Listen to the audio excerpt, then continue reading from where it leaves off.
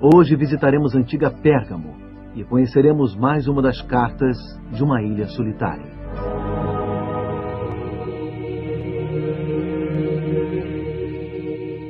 A mensagem à igreja de Pérgamo é encontrada em Apocalipse capítulo 2. Começaremos pelo verso 13. Conheço o lugar em que habitas, onde está o trono de Satanás, e que conservas o meu nome, e não negaste a minha fé, ainda nos dias de Antipas, minha testemunha, meu fiel, o qual foi morto entre vós, onde Satanás habita. A primeira coisa que Jesus diz ao povo daqui é que ele conhece o lugar onde eles moram. Ele entende a situação deles. Eles viviam sob pressão, tinham se mantido leais à verdade, mesmo quando Antipas, um membro da congregação deles, foi morto.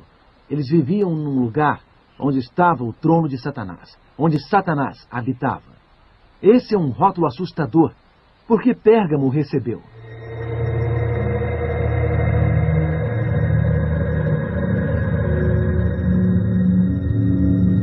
Esta fundação de pedras um dia serviu de base para um imponente altar dedicado a Zeus aqui em Pérgamo. Uma grande plataforma de quase 6 metros de altura ficava aqui. O muro externo de pedra desta ruína era decorado com altos relevos, representando a batalha dos deuses e gigantes. Era uma das obras-primas da arte helenística. Encontra-se agora no Museu de Pérgamo, em Berlim.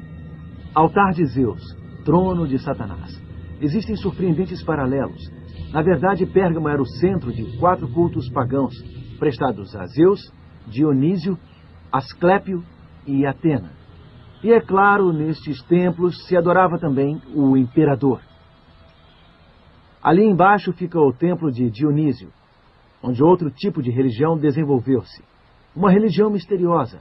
Aqueles que se reuniam aqui praticavam rituais secretos que supostamente lhes trariam uma melhor sorte após a morte. Os cultos pagãos prosperavam em Pérgamo. A idolatria prosperava em Pérgamo. E, acima de tudo, o poder romano dominava Pérgamo. Esta é a razão principal desta mensagem, afirmar que os crentes daqui estavam vivendo onde Satanás habitava. Eles estavam vivendo em um centro de poder romano, do poder romano pagão, do poder romano hostil, do poder romano perseguidor. Os crentes em Pérgamo viviam sob pressão. Havia uma constante pressão por parte de cultos pagãos como o de Deméter, uma pressão constante para adotar as práticas pagãs, para se acomodar, para cederem em algumas áreas, para ser como todo mundo. Mas para os crentes daqui, cederem em algumas áreas significava cair no precipício. Era uma longa queda. Era abrir mão da sua fé em Cristo e aderir aos costumes idólatras daquela época. Bom, infelizmente a igreja em Pérgamo havia começado a descer o escorregadio e o declive. Este foi o alerta que eles receberam por meio daquela carta especial, enviada da ilha de Pátimos. Encontramos em Apocalipse capítulo 2, e versículos 14 e 15. Tenho todavia contra ti algumas coisas, pois que tens aí os que sustentam a doutrina de Balaão, o que ensinava a Balaque a armar ciladas diante dos filhos de Israel, para comerem coisas sacrificadas aos ídolos e praticarem a prostituição. Outros sim, também tu, tens os que da mesma forma sustentam a doutrina dos nicolaítas.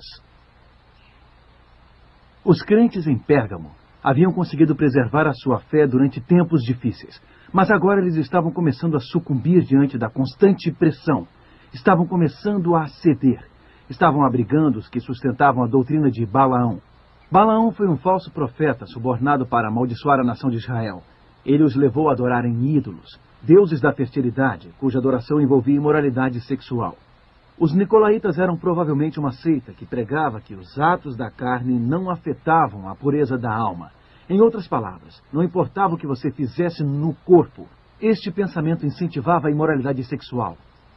Então aqui na igreja de Pérgamo, havia pessoas ensinando coisas que levavam diretamente à imoralidade, ao descumprimento das leis de Deus. E nesse aspecto eles estavam se conformando com as práticas pagãs. Os pagãos ao redor desses crentes simplesmente não consideravam a infidelidade como algo grave. Esta não era uma prática condenada por eles. Os cristãos em Pérgamo sabiam o que era certo e o que era errado. Eles sabiam o quanto Deus queria que a intimidade conjugal fosse preservada. Mas eles estavam cedendo a ensinamentos que apontavam para a direção oposta. Eles estavam adotando atitudes que abalavam alguns de seus valores básicos. Os crentes têm enfrentado o mesmo desafio ao longo da história. Quando Satanás não conseguiu destruir a igreja através da perseguição, ele mudou os seus métodos. O apelo de Deus para o seu povo nesta época era por fidelidade à palavra de Deus. Acomodação. A mensagem a Pérgamo nos adverte contra isto. Acomodação. A acomodação ocorre quando nos convencemos de que algo errado está certo. Sabemos que algo não está em harmonia com a vontade de Deus. Sabemos que algo não tem o apoio das Escrituras, mas praticamos mesmo assim. Fechamos os olhos para o perigo. É muito perigoso fechar os olhos quando você está caminhando na beira de um precipício. Faz uma enorme diferença se você der alguns passos na direção errada. E trágico é quando você sabe que algo está errado, mas pratica mesmo assim. A questão é, como a igreja em Pérgamo chegou a este ponto? Afinal de contas, não tinham eles sido fiéis antes? Não tinham eles sido fortes antes? Durante os momentos críticos? Como eles acabaram caindo e deslizando precipício abaixo? A cultura pagã de Pérgamo oferecia às pessoas um conforto bastante sofisticado. Fazia as pessoas se sentirem bem. Fazia as pessoas adormecerem. E é nestas horas que você começa a se acomodar. Quando você tem todo o conforto, quando você quer apenas o caminho fácil, pois o caminho fácil pode levá-lo à beira de um precipício. Acomodação. Este é o problema que Jesus, o grande médico, diagnosticou aqui. Então a pergunta é, que remédio ele ofereceu? O que pode nos proteger da acomodação, de perdermos nossa fé? Eles estavam entoando cânticos a Cristo, porém outras vozes também ecoavam dentro deles. Eles estavam praticando coisas contrárias à instrução de Cristo e que enfraqueciam a fé deles. Eles estavam misturando o louvor a Deus com crenças que distorciam a imagem de Deus. Eles estavam começando a se acomodar.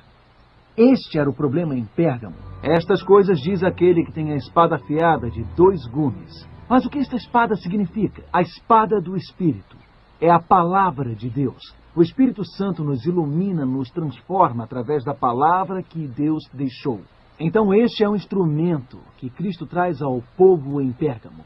Ele chega até eles com a espada afiada de 2 gumes. Essa espada afiada de 2 gumes é a palavra de Deus. O remédio que ele traz para a igreja acomodada é a palavra viva. Mais adiante em sua mensagem a Pérgamo, Jesus os adverte acerca das funestas doutrinas dos nicolaítas, pessoas que estavam distorcendo a compreensão de Deus e a sua palavra. E Jesus diz no versículo 16 de Apocalipse, capítulo 2, portanto arrepende-te, e se não venho a ti sem demora e contra eles pelejarei com a espada da minha boca. Aqui de novo temos o quadro de Cristo empunhando a sua palavra em uma batalha contra a acomodação, uma batalha contra aqueles que estavam minando a fé. O que o grande médico está dizendo é que a sua palavra é o remédio para a acomodação. Precisamos absorver esta palavra. Precisamos permitir que a palavra de Deus penetre profundamente no nosso coração. Precisamos edificar a nossa fé com base em suas afirmações. A palavra vai nos mostrar o que é a verdade de Deus e o que não é. A palavra vai nos mostrar o que é espiritualidade genuína e o que não é. A palavra vai nos mostrar que passos conduzem a um relacionamento saudável com Deus e que passos nos afastam dele. A palavra vai nos impedir de cair no precipício. Nossos sentimentos nem sempre são de confiança. Outras pessoas nem sempre são de confiança. Mas a palavra de Deus sempre aponta na direção certa. Lhe darei uma pedrinha branca e sobre essa pedrinha escrito um nome novo. Você sabe o que essas pedras significam? Nos tempos antigos, os jurados usavam pedras pretas e brancas quando votavam pela inocência ou culpa. Uma pedra branca significava inocência. Uma pedra preta significava que a pessoa era culpada pelo crime e merecia punição. Quando o júri chegava ao veredito, o juiz entrava no tribunal e, num momento de intenso drama, exibia a pedra branca ou a pedra preta. Sabe, existe uma maravilhosa promessa nesta mensagem à igreja de Pérgamo. É uma promessa para aquele que vence, aquele que se posiciona contra a acomodação. Em outras palavras, é Deus declarando que todo o seu passado, não importa quão obscuro tenha sido, está perdoado. Uma pedra branca também era dada às vezes a convidados quando deixavam a casa de um amigo. O anfitrião quebrava a pedra no meio e ficava com a metade, e dava outra metade a seu convidado. Então ele diria o seguinte: se alguns de seus entes queridos passar por aqui novamente, faça com que tragam esta pedrinha. E tomarei a minha metade e encaixaremos as duas metades, e serão recebidos com alegria em minha casa. A pedra branca é a maneira de Deus dizer que você não apenas é declarado inocente, você também é bem-vindo em minha casa. Você tem um lugar em minha mesa.